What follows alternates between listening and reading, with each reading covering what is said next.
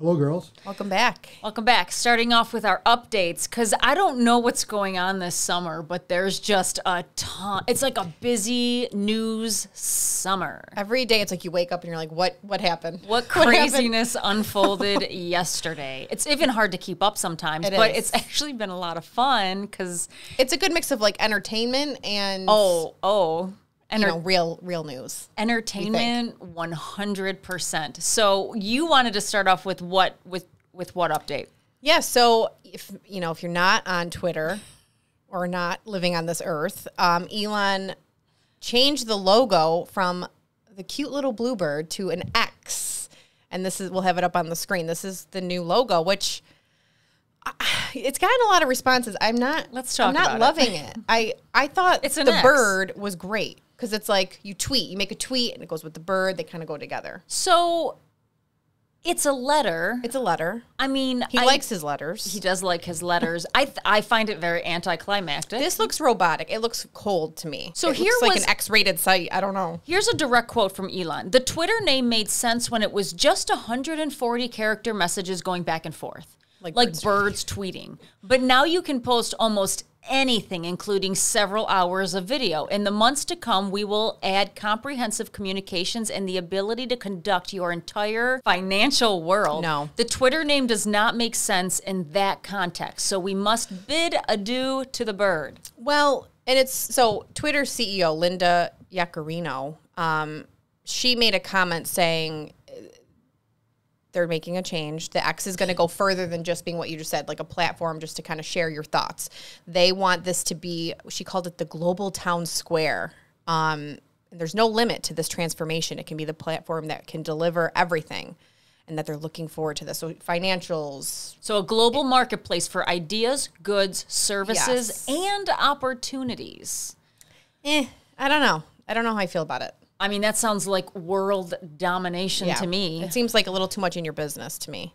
It's just, I get the one-stop shop idea and everything's simple because it's all kind of in the same area, same place. I understand that concept because that does work, but I'm not really sure about my financial world going on a social media app. It'll be interesting, too, when they take it to that place. Like, are you able to pick and choose what you want to do on this platform? Or if you're signing up for an account, is it now you're going to have to put in information for all of these offerings? Well, I mean, Elon Musk has already taken the first step. I don't know if you remember this interview with Tucker Carlson. We'll just play it. What percentage of your staff did you fire at Twitter? One of the great business stories of the year. I think we're about 20% of the original size. So 80% left. Yes. So I mean, a lot of people voluntarily. Sure. But it's 80% are gone from the day you took over. That's correct. Yes. So how do you run the company with only 20% of the staff? It turns out you don't need that many people to run Twitter. But 80%? That's a lot. Yes. I mean, if you're not trying to run some sort of glorified activist organization and you're not care that much about censorship, then you can really let go of a lot of people, it turns out. That's why I love him, because he just says it like it is. So he's already made the first step to basically taking out this activism censorship world on Twitter, where you have people just going over and over and over, censoring tweets and hiding information and, doing what they did during COVID. So I'm happy to hear that he did that. He did that, when was this interview? I think it was last year or something. Yeah. I mean, it was when Tucker was still at Fox News. When he still had a job there. Well, Tucker's doing just fine. He's doing just fine on his Twitter.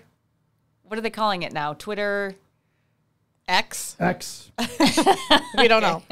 TBD. Yeah. So it'll be interesting to see what happens with it. Yeah, world domination, Elon Musk. Yes. And then moving on to the gift that keeps on giving, Hunter Biden, our favorite guy. In trouble. Yeah, things didn't really go his way the other day. The judge declined the plea deal. Do you know why she declined the plea deal? Because he would be getting favoritism, and it would protect him from things that he shouldn't be protected from. And the defense, when they wrote this plea deal up, they made it so vague that you kind of missed it in the fine text. So when the judge started asking questions like, is there any other open investigations? The prosecutors were like, yeah. Yeah. Yep. And he was going for full immunity for like all the things in the world that he's done wrong, which you can't do. There's no precedent ever set for that. You can't just be immune from all the wrong things you've done. Well, Hunter thinks he can. However, here's what makes me very nervous about this. These things that he's pleading towards, the statute of limitations is running out. They have 14 days to figure this out. And then those 2 misdemeanor charges, the statute of limitation runs out. So I don't really think this is a big win for Republicans yet, because there's a time clock we're up against. Yeah. And the fact that his defense attorneys, who, by the way, his leading defense attorney was just pictured on his balcony with a bong. Oh, yeah. So the drug addict's attorney is a drug addict and is open about it, clearly, because he doesn't mind being photographed. I'm sure they were going over the court that. case when that happened. So that's been a roller coaster. It was supposed to be signed on Wednesday. The judge started asking questions. She threw it all out, and now everyone's scrambling, trying to figure this out. This is bad news for Joe Biden. Oh, yeah, it sure is. I mean, this whole thing's a mess. I mean, and Hunter also admitted he received over $600,000 from one of the Chinese investment companies. Oh, lovely. Which his father, President Biden, has repeatedly said no one in their family has made or received any money from China. Joe lied? No. Yeah, I know. No. Isn't that so strange?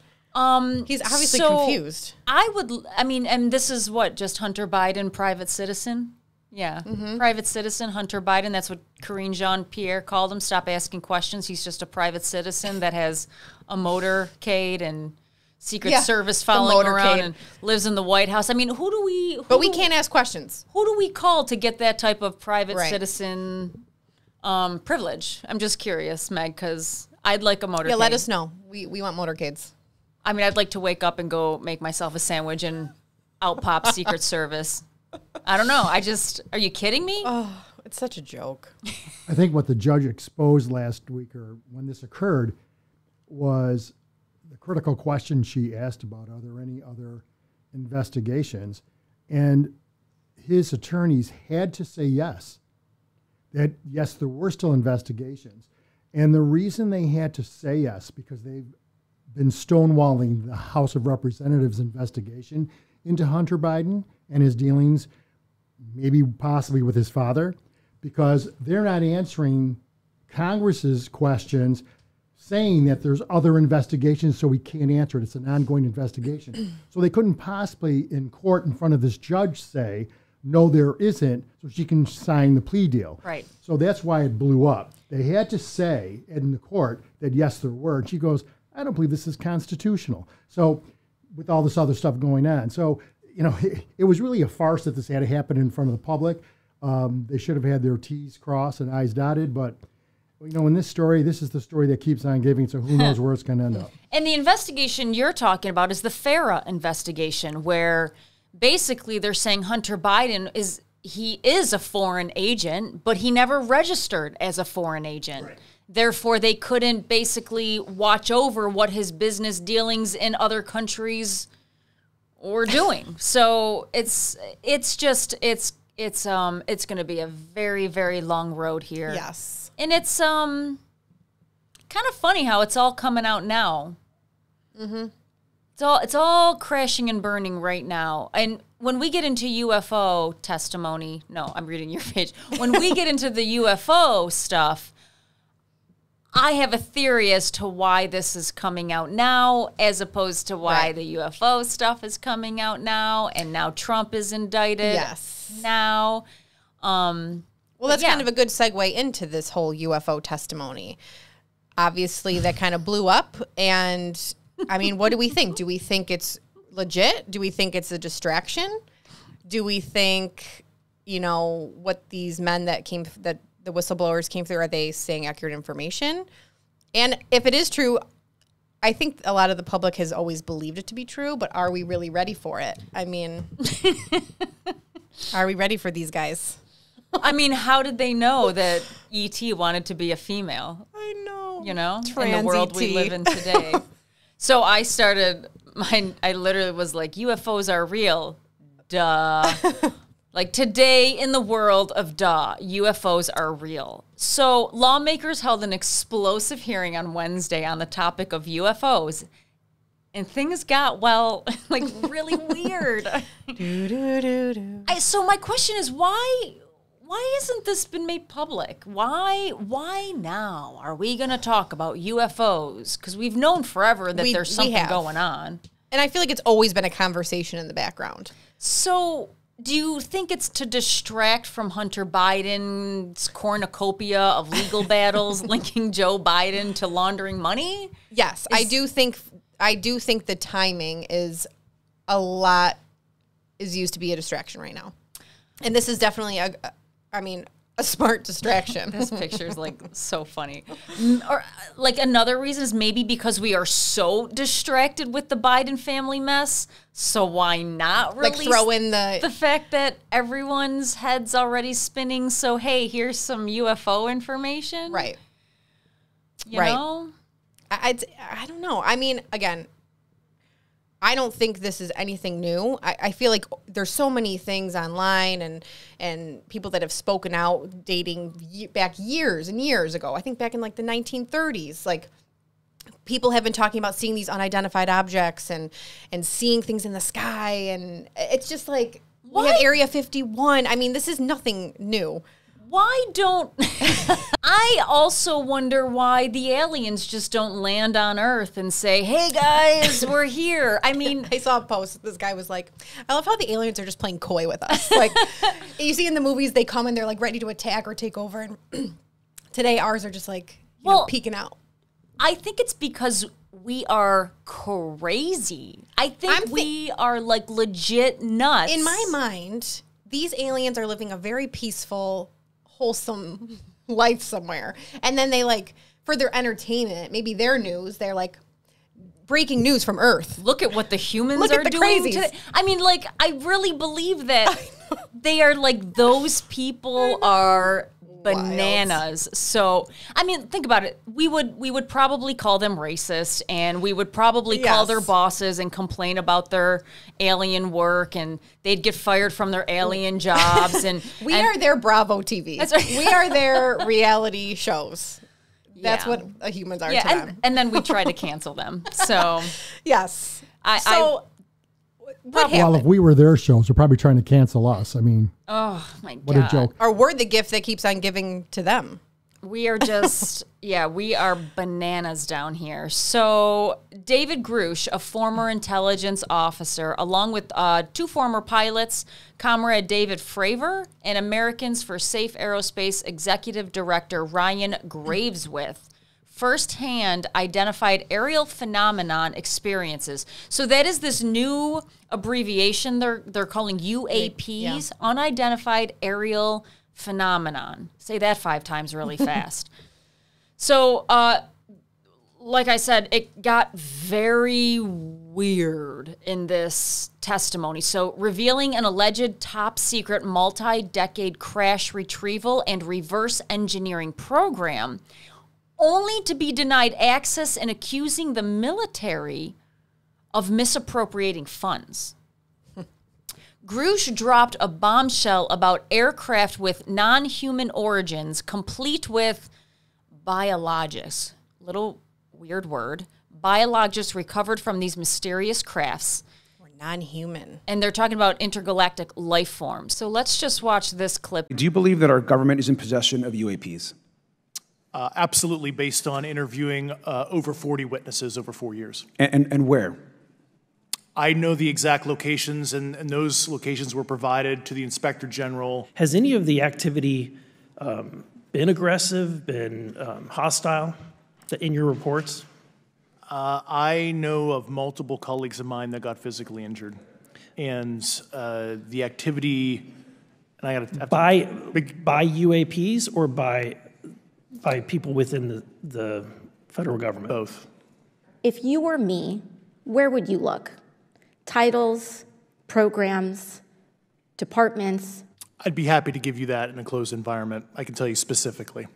And I would say, and I've told people that you have to know where to look. They're not going to divulge it to you because of the classification levels. But if you know where to look and who to talk to, which is exactly what Mr. Grush can point you, then you have them. I need more. So you can watch the whole testimony. It's only 2.5 hours the stuff long. that he said that he can give in a closed setting. So I need that. So once again, we do all these investigations and we testify, and they don't answer half the questions because it's still a secret. But what was coming out was that there are known places of these UFOs and these retrieval of the UFOs and the biologics. And what AOC was asking about was, and I'm shocked that she didn't make it about herself for once in her life, but what she was asking is like, where do we find the documentation for all of this? And I think what that guy was saying was it's kind of in plain sight, but you have to know where to look for it. That's how I interpreted it. I could be totally wrong. I'm not like a wordsmith when it comes to political investigations. I'm just wondering how much, because I'm sure this is going to be an ongoing conversation, how much is going to be released to the public? Not enough. And are these conversations happening overseas too, or is it just happening here? So what came out is that the U.S. is hiding this stuff for known reasons. Do you remember when we talked about, and it wasn't in our conspiracy theory episode, it was a documentary we spoke about. It's called Moment of Contact. And it was about basically the exploration of extraterrestrial encounters. And this particular documentary centered around the series of events that happened in 1996 in Varginha, Brazil. And it was those people who reported seeing one or more strange creatures and a UFO crash. A number of locals, including a group of girls ranging in age from 14 to 21, had a close encounter with a being described as being about 4 feet tall, oily skin, and red eyes. The American military was brought in to deal with that situation, and the American military left with all of the evidence. That's what came out in that documentary. So throughout the testimony, it was specifically centered around the U.S. covering this up. So I don't know if there's other things happening. There has to be. You would think there has to be. This isn't just what are these UAPs only coming to the U.S. skies? Well, we are the most entertaining at this point. I mean, know, but it's just like, but then it makes you wonder, right? Like, okay, are we holding these testimonies, this case now because there's other larger things going on in the United States, and this is a great distraction? Because if it's not, then why aren't these conversations on a more global scale? I don't know. You know? And you know, I think this is all very interesting, but it makes you wonder too. So the Pentagon's already come forward and denied claims, saying this is a cover-up. What do you mean they're saying it's a cover-up?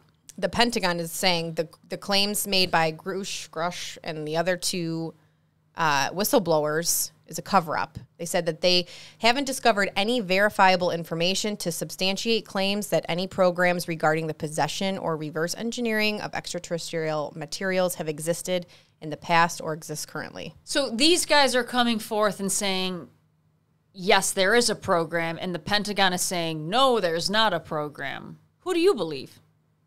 I don't know who to believe. I don't know who to believe. On this one, I don't know who to believe. I just know they exist. And we have to have we just evidence. know that they exist. It's kind of like Bigfoot, you know? I know. I'm so into Bigfoot. However, I can only watch so much of it because I'm like, show me a body, show me bones. Well, it always cracks me something. up because people think, you know, you always see like, oh, new footage of discovered Bigfoot, and the video is so horrible and blurry. It's like with today's technology, no one can get a clear shot of this thing. It's because he doesn't exist, right? So it's like, don't start. It's like the Meg, you know? Yeah. Oh no, wait, that's the movie. It's like the Loch Ness monster. I was very into the Loch Ness monster at one point in my life. Once again, show me a body. Although that could be more true than anything else because we've never made it to like 60% of the ocean. That I believe more because, right, we haven't discovered half of what goes on down there. But Bigfoot is a guy walking around in a gorilla suit that's trying to scare you at this point.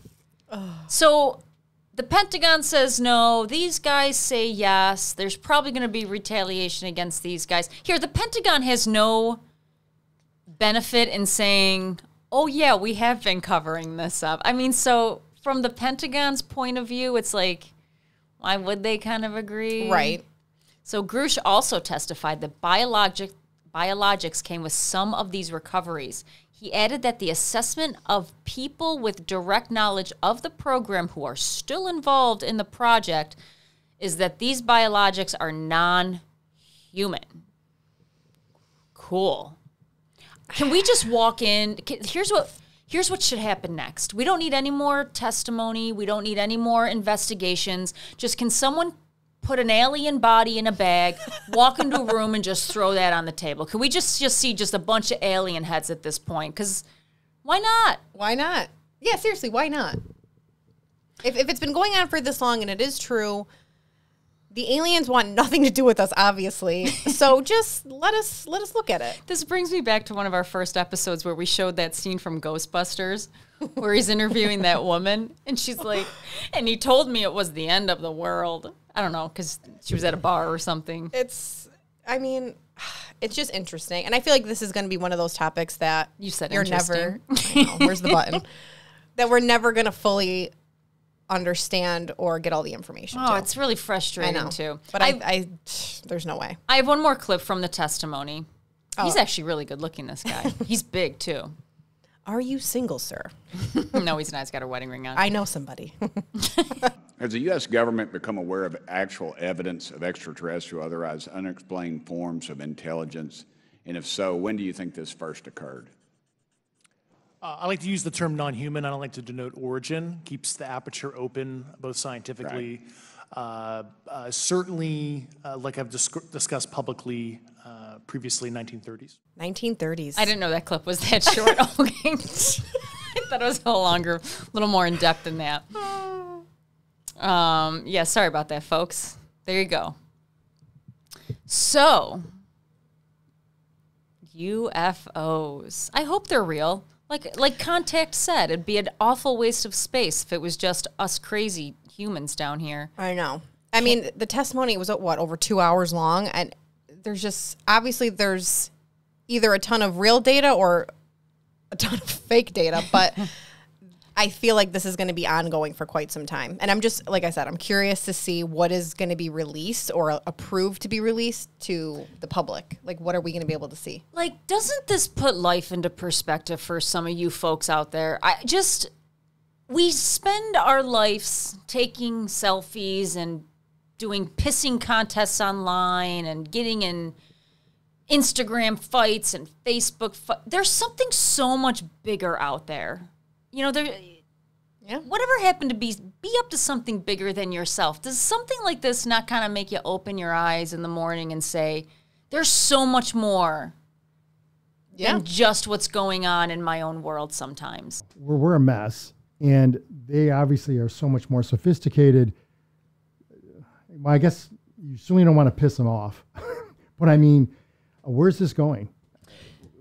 Does more info hurt us? Is right. I don't think it does. Nobody's and like... by the way, a natural follow-up when this individual says, well, I can't tell you in an open session, but I can tell you in a closed session. Wouldn't somebody on that panel right now schedule like a date? I thought I would have made it for today, I know the next day. Closed sessions with some of these folks, but I mean, it's hard it's mind-boggling that all this is out there. Right. And we still only hear snippets in an open session. And it just leads you think the Pentagon will ever tell us? No. They're never going to tell you. No. They'll tell you, no, we just can't explain this. I mean, why would they? We're getting upset over syrup bottles and butter packaging. We got bigger problems. Exactly. Like the Twitter logo. You have to look around and be like, oh, that's why they're not telling us. You know, we're upset at songs and lyrics. Yeah. I mean, come on. Yes. We're mad at Jason Aldean right now. We don't have time for UFOs. It's just ridiculous. But it's hard to discredit. I mean, you have these pilots who are coming forward, and there's been plenty of other pilots that have spoken out over the years saying that based on what they have seen, and they spent a lot of time up in the sky with these, I don't know what you call them, aircrafts, but they're saying the way they maneuver and move that quickly, and I guess they have lack of control surfaces, like there's no wings. And they said, I think a couple of them said no engines. How do you explain that? What is that? One of the questions, and I couldn't find a clip of it, was it was a woman who asked Grush, I think I'm saying his name right. Apologize if I'm not. How do you know it was a UFO? How do you know that? And he says, well, it stood still in a hurricane. In the middle of a hurricane, it literally stood still, and then all of a sudden it went to Mach 4 or something and disappeared. He goes, no aircraft, at least that I'm aware of, can do that. Yeah, and he also said the force or the speed at which they stop, he said no human would physically be able to endure that. Right. So, yeah, so then I guess what is it? Moving on to something I'm sure the aliens don't really have to deal with where they live is credit card debt. So this has been an ongoing problem. It's increased over the past couple of years. You like that license plate? You are in debt. You are in debt, my friend. I think... Well, what's happened is that Americans got very used to spending big during the pandemic. Well, yeah, they got the stimulus checks. They got money handed to them. Well, now they're running out of money and racking up record credit card debt. Yes. I believe it's the highest it's been. So, Americans now hold record level of credit card debt according to recent data from the Federal Reserve. Oof. It comes as they see their pandemic savings and cushions depleted. And as the labor market and as inflation continues to heat up, it's going to eat up most wage gains and hit American wallets, which is exactly what's happening. And Americans are notoriously bad at spending money and understanding debt because we don't teach people about it. We don't. We just kind of like trick them into it. Yeah. And it's what do they say? It's easy to get into and almost impossible to get out of. Well, look at student loan debts. Well, and those are starting to come back into play now as well, as that time has come to an end. Add that on top of all the other debt everyone's racked up. What do they say? It said there was an article, I think I got it from CNBC. It's consumer debt across all categories totaled $16.9 trillion, up about $1.3 trillion from a year ago, as balances rose across all major categories. Trillion with the T. Oh my goodness. It's scary. Well, the government wants you in debt. Sure. The government wants you in debt because remember, the position of the left is that you need the government to raise you out of all situations. So the government wants you in debt. So it's interesting that they got involved in student loans to begin with. And we saw what happened there, and now there's this huge uproar and meltdown over the student debt loan unforgiveness. Yep. So there's that. You start when you're young. They start getting at you when you're young. And then you have credit cards, which, by the way, are like gambling. Credit cards set you up for failure every single time. If you think that you're going to a casino and you're going to win big, you have to know you're set up to lose more than you will ever win. That's the way they're designed. That's why they look so pretty and have all these nice things in there and fancy carpets. They make these incentives. Yeah, exactly. So it's you're set up to fail because the basis of credit card, and I can speak about this because I got myself in a lot of credit card debt. Who hasn't at some point in their lives? I had to climb out of $40,000 of credit card debt after my marriage ended. A little bit was because of that, but a little bit was because I just went crazy spending money to make myself feel better. I don't know. So Money buys happiness, they say. And when you get in it, it is a downward spiral because yes, you pay for it later, but you pay more. Because you have to pay the interest on it. And the interest, and half the time you never even make a dent because of the interest. Well, it's funny, they now will actually put it on screen. Like if you pay the minimum balance every single month, you'll pay that debt off in like 472 years. Yeah. So it works against you. I know. So a recent data from Credit Karma shows that Gen Z and millennials have seen their credit card debt rise significantly in the second quarter of this year. Gen Z credit card debt rose 4.2% to levels exceeding $3,300 on average, while millennials increased their credit card debt by 2.5% to an average of nearly $7,000. Boof. That's so funny. I literally had the same thing right here. Oh, wow. Well, that's I know, important. it's scary. Well, it's a lot of money. It's a lot of money. And like we said, over the past few years since COVID, you know, people were spending like crazy. And now those funds are being depleted. You got student loans kicking back in. You now have to face your credit card bills and you know, trying to make your minimum payments. And I think what's happening now is a lot of the majority of people used to use credit cards for larger purchases, like, you know, appliances or furniture, larger scale things. But now it looks like a lot are using it for everyday items, which you don't think in your mind they're racking up, but they do. Well, you got those credit card fees, which businesses are now making us pay for. Mm-hmm. And it may not write it on the receipt, you know, credit card fee, but it's in the price of the product you're buying now. Well, go to a lot of these diners and you go to the register and you'll actually see the sign. If you're using a card, you're going to get hit with a 3% credit card charge. Mm-hmm. And that's something we were never passed, that was never passed on to us. Mm-hmm. You know, they would eat it. But now that the credit card companies have raised that usage fee, they're very upfront. I mean, I went to my car dealership and they said if it's over a certain amount of money and you use a card, you're going to get whacked with the 3%. I mean, that is incredible when you start thinking about the extra costs on top of inflation that people are now starting to hit. You made an interesting point last week, AJ, where, you know, a lot of people get credit cards because they see this cash back option, and it's like, I don't know, some is like 3% cash back or 5% cash back. But the problem is you're paying the credit card fee, which is you're not getting. You're really not getting that. You're not getting anything back. In fact, you're still paying a lot more. Did I explain that right? No, it's true. I mean, so what's Discover going to give you now? 6%?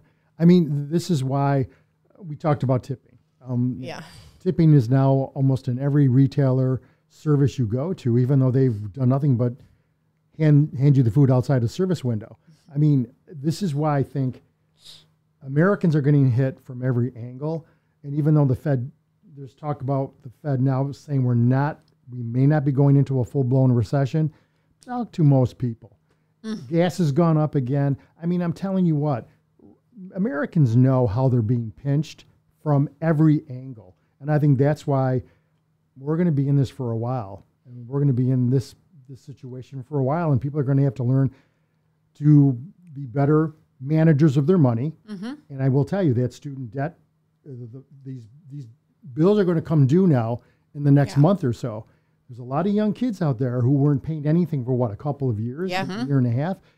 Wow, that's going to be another big hit on these kids starting up. So where are they coming up with that? They've already learned to live without paying that bill. Right. Well, and once again, the government wants you in debt. I believe the government wanted to put these kids so far into debt that they're going to need all these government programs just to live their ordinary lives. It's really, really sad. It is sad. And once there's only one way out of debt. It's like a diet. You have to control what you spend your money on. Everything you do. Yeah, unfortunately, there's no magic. You can't have Netflix and Disney Plus. You have to pull something out at some point. You have to really manage your money, and it's hard. And there's nothing scarier than living your life with your phone ringing constantly and it being a debt collector. I lived like that for 3 years of my life. I hated picking up my phone. But you can get out of it, but you have to work hard and you have to sacrifice some other things. You can't just say yes to yourself all the time. You can't? No, you can't. I found this really cute video from this British guy, and he is explaining, if you do want to get a credit card, this is how you do it. Oh. And I don't understand why they don't teach this stuff in school. I really don't.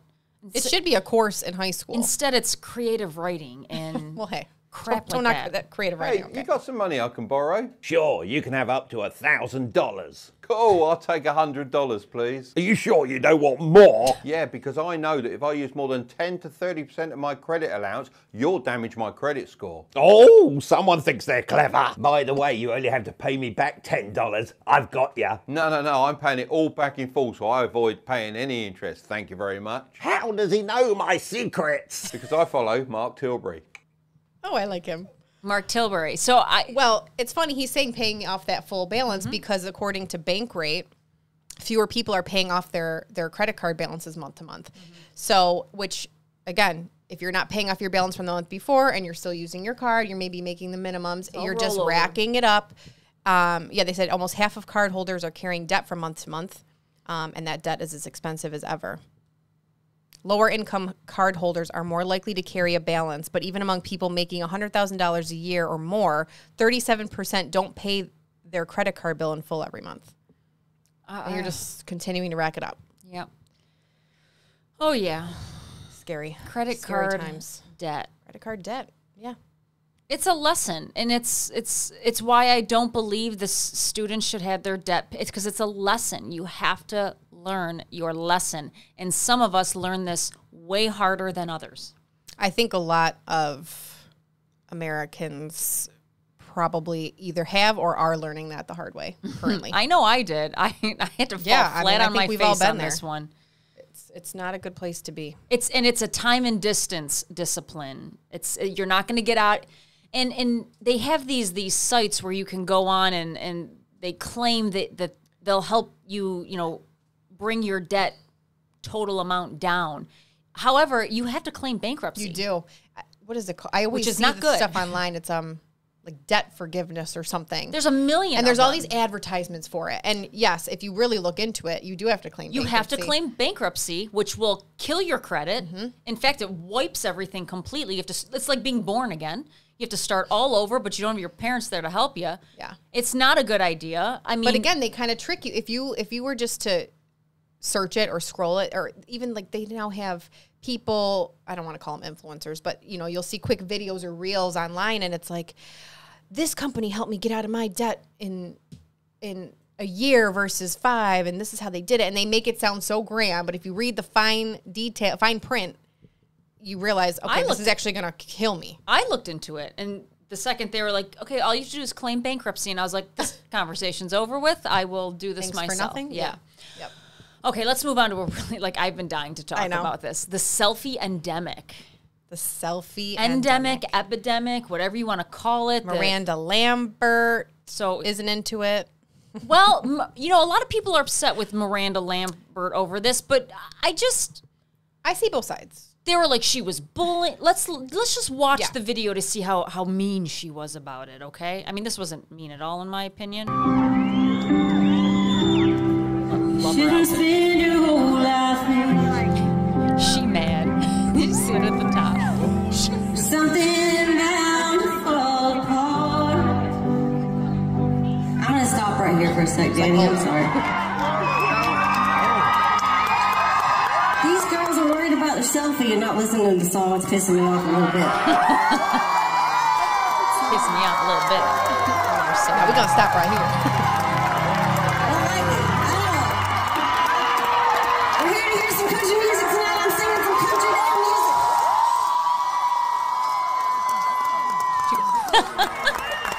Sit your asses down. Shall we start again? Okay, couple things here. One.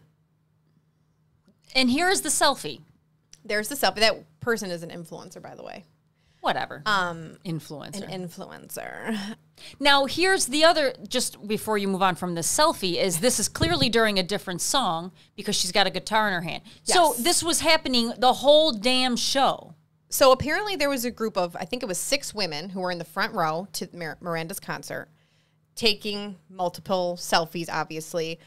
At first, when I just saw the headline and I didn't really read details about it, I was like, why would Miranda Lambert do that? Like, you're at a concert, you're paying money to see your artist that you love, like, you're taking time out of your life to go do this. Like, of course you're going to take pictures. 100% had the same reaction. But then I actually started reading articles about it, and I was like, well, okay, I get it. She's singing a ballad in this song. It's a slow song. Like, the vibe is calm. These people are in probably her eye line level, you know what I mean? Well, they're in with the first or second row, it looks like. They're in the front row, I think, with the flash on.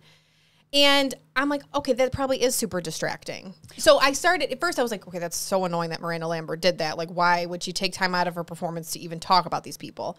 But now I'm like, okay, I get where she's coming from. She's trying to sing a ballad. It's like, you're in the moment. These people are obviously all night taking selfies, flash here, flash there. And it's like, okay, can you just listen to the music? And then she did move, it's not like she berated them. She made the comment. People were kind of laughing about it. And then she moved on. Did they stop?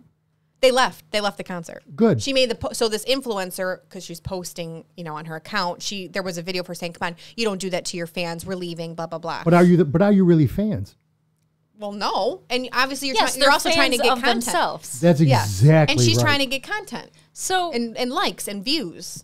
Which listen, just- if you've ever done any public speaking in front of a group of people, then you understand how damn rude this is.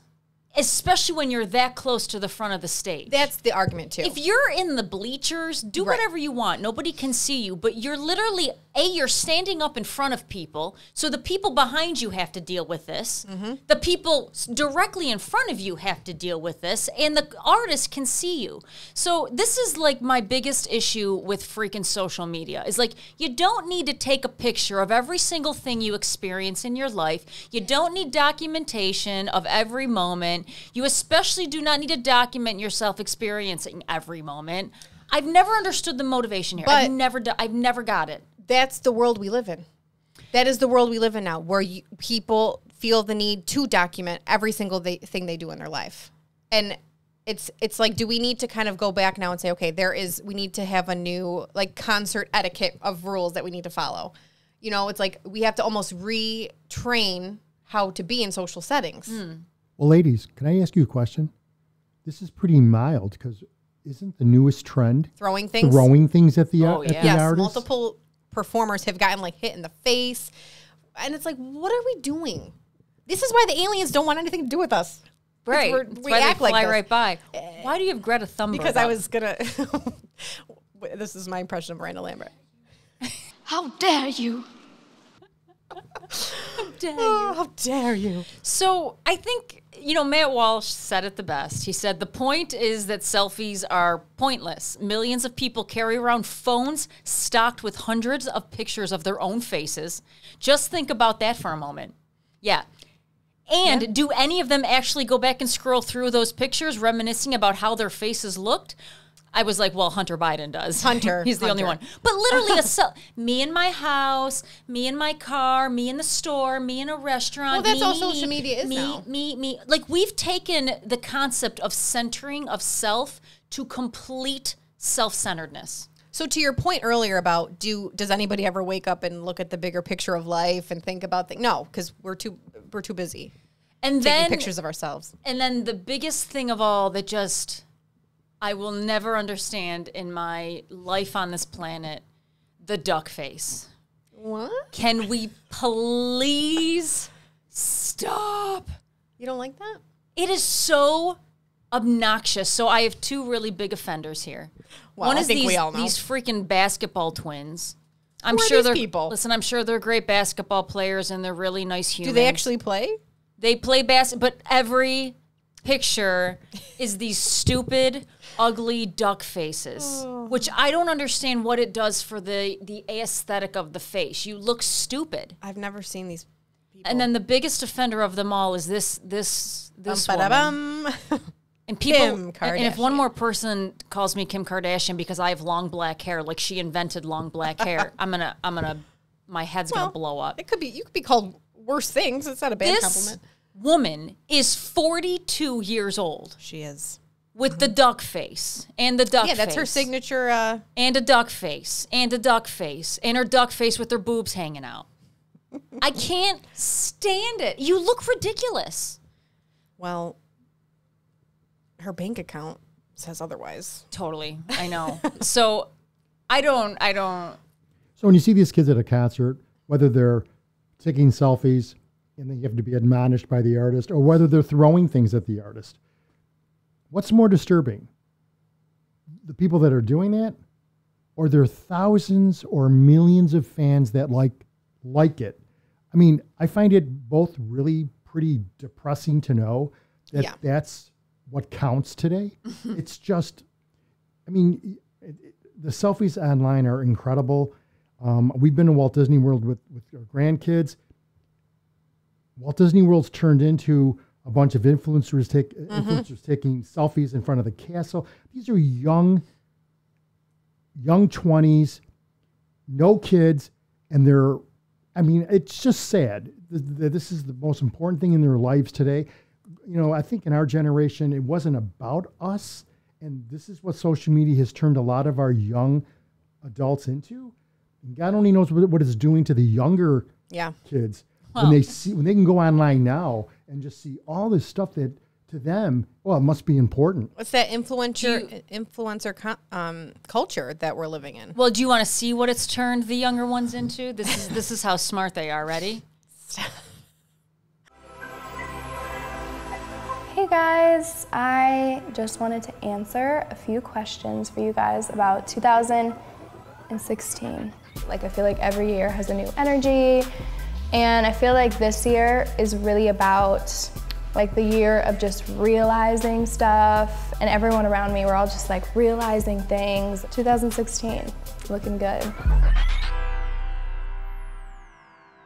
Everyone's just realizing things Realizing stuff, and we're realizing But you want to know something? things. That girl is a billionaire. I actually really like Kylie Jenner for some reason. I mean, I don't have. she's doing something right. I don't. It's her I have an issue with. The Kim one. Kimmy K? I think she's gonna implode. That's my prediction.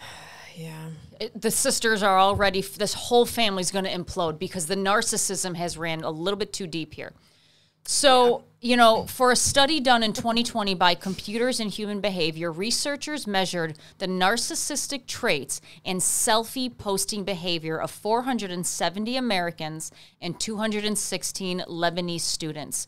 They found a correlation between selfie posting on Facebook and Instagram and grandiose narcissism, characterized by an overinflated ego and a sense of self-importance. So please know that correlation does not mean causation, but there's Mr. Putin selfing it up with a shirt off.